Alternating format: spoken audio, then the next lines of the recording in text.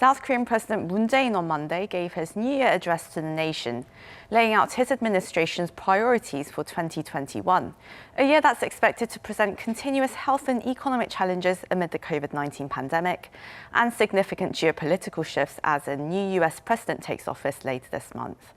Of course, Moon can't leave out what's also been his biggest focus for the past 4 years, strengthening his ties with the North Korean regime.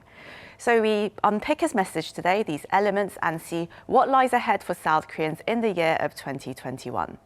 For this, we're joined by Dr. David Tizard, Professor of Politics at Seoul Women's University. It's great to see you. Thank you for joining us. Thank you for having me. Good morning.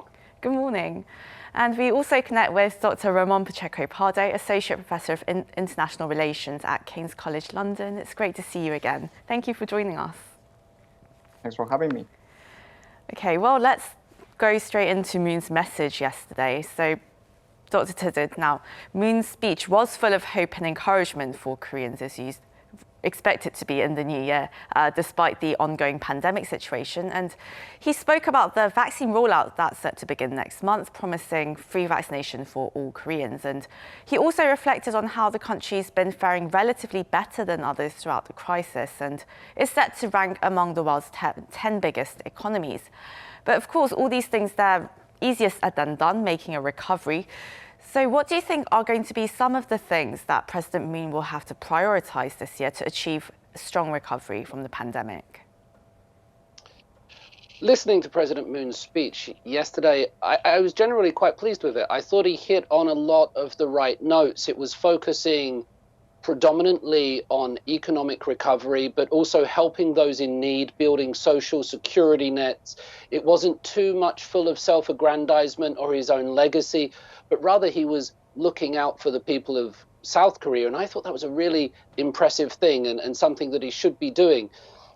In this year, in 2021, the vaccines will be a huge boost for him. That's what a lot of people are asking for in the country. They see other countries around the world, other people getting these vaccines, and so naturally they want them for themselves. They will be looking to the president individually to be able to deliver these. And of course, it's not just him, but rather the whole South Korean infrastructure that has to put this together. Nevertheless, in his speech yesterday, he said that they will be coming. Not only will they be coming, they will be free to all of the citizens, which is another good sign. There were reports that they would be coming in May, a little while ago, but yesterday he said from February, they will be here.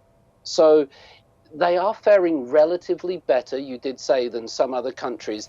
They're not faring as good as other countries, however. There's a whole world out there. And just to look at the countries that South Korea is doing better than, is one way of seeing the world. But we know from the second wave, the third wave, there's no time to rest on your laurels when you're dealing with the COVID-19 pandemic.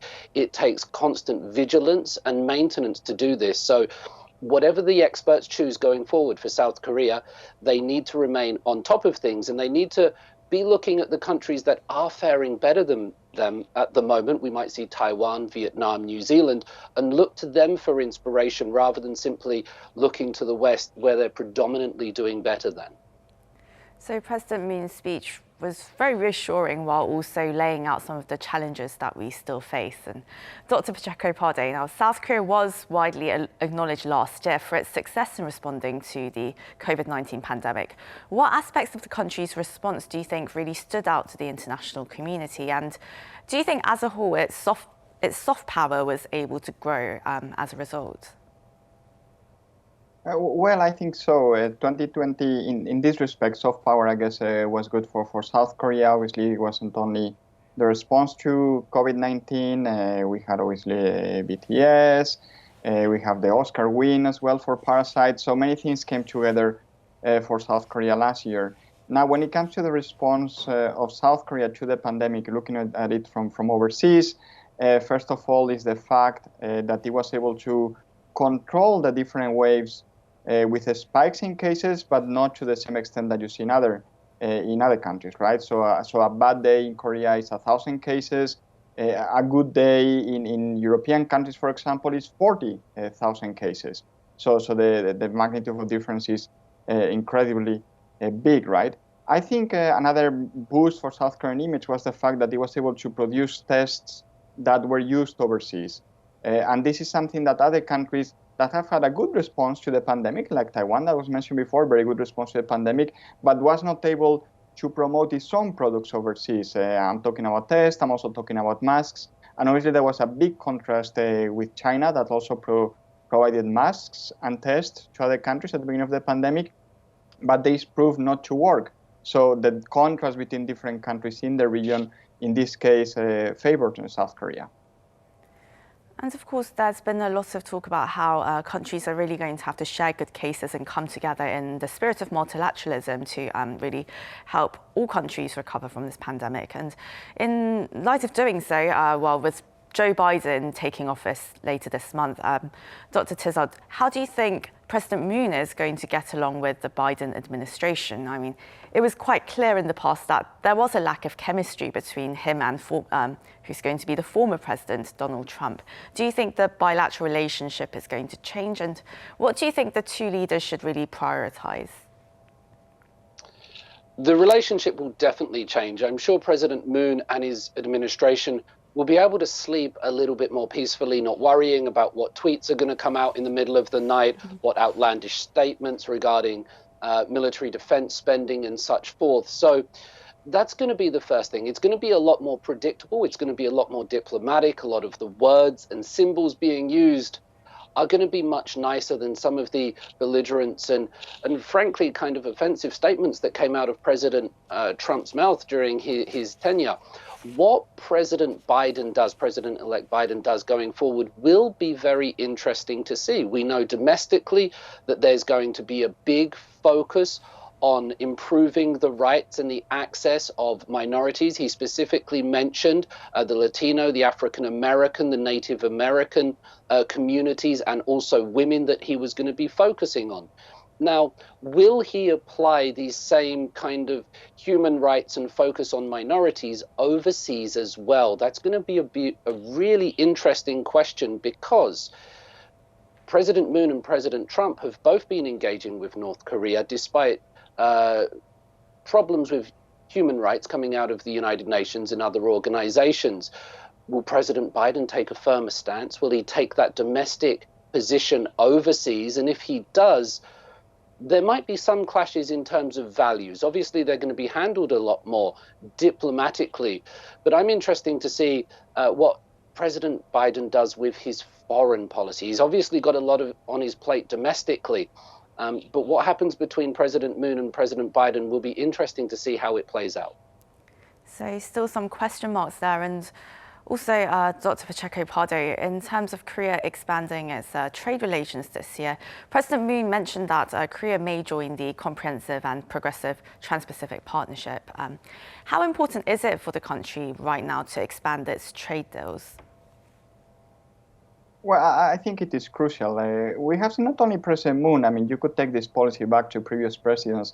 They have tried to diversify away from the US and especially from China in terms of trade links.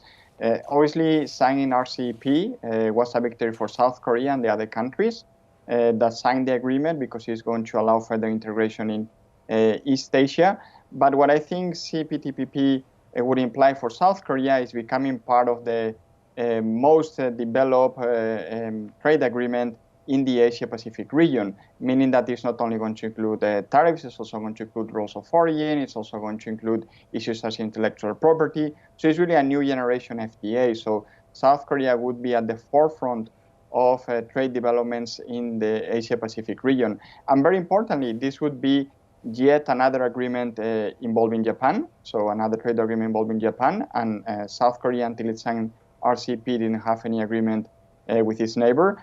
And it's also an agreement including Mexico. And now these two countries in the past, South Korean presidents saw them as competitors to South Korea, especially when it came to manufacturing. But we see a more assertive South Korea in trade terms, more self-assured, more assured of itself, and signing these agreements with other countries that it doesn't see as competitors, but as you see as potential partners. And I think that's a positive change from a South Korean perspective. And Dr. Pacheco-Pardo, of course, we can't leave out President Moon's North Korea policy, but he didn't elaborate that much on what's been his main policy agenda for the past 4 years. Is that time? But with talks between the US and the North Korean regime having stalled since 2018, do you think there's still time to turn things around within the 16 months that President Moon has left in office? I think in this case, it entirely depends on the policy that the U.S. administration is going to implement. We have seen, for example, Antony Blinken, who is the nominee for Secretary of State. He has talked about the need for diplomacy with North Korea. Also, incoming Vice President Kamala Harris, he has also said that it is necessary to discuss the nuclear program with North Korea in the past. So I think if the U.S. moves ahead and decides to negotiate with North Korea, and perhaps allow some sanctions waivers, then you could see inter-Korean relations moving forward. But if if the U.S. decides that it doesn't want to talk to North Korea, President Moon has made very clear that he's not going to breach the sanctions regime.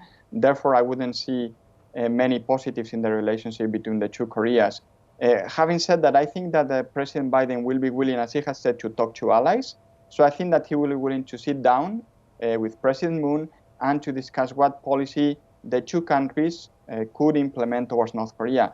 Something that President Trump wasn't willing to do. He had his own approach. He didn't listen to allies, South Korea, Japan, any other country, he didn't really care. So I think with Biden, President Moon might be in a better position to at least convey the South Korean position and why he thinks it is important to have inter-Korean reconciliation.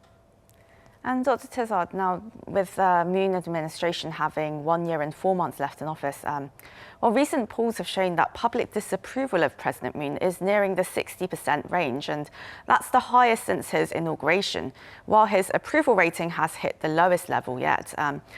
Although, of course, he is faring better than his predecessors at this stage of presidency into the 4th year. What do you think has been the reason for this recent decline in approval, especially among the centrists? There's multiple reasons for it, and to try to pick some of them apart, a lot of it might be simple frustration at the COVID-19 pandemic, wanting more from the government to do things that sometimes simply aren't possible, to give them economic relief and freedom in society without various social distancing measures. So a lot of it might be related to the situation. We also have incidents at the Ministry of Justice where events are still going on there, and it seems to be sowing a few seeds of distrust amongst the administration itself. One of the things that I've been most noticing with President Moon, he gave a 27-minute speech yesterday for his New Year's address. And as I said, I thought it was a rather good one in terms of content. He has been rather absent, however, in terms of communication with the people and public.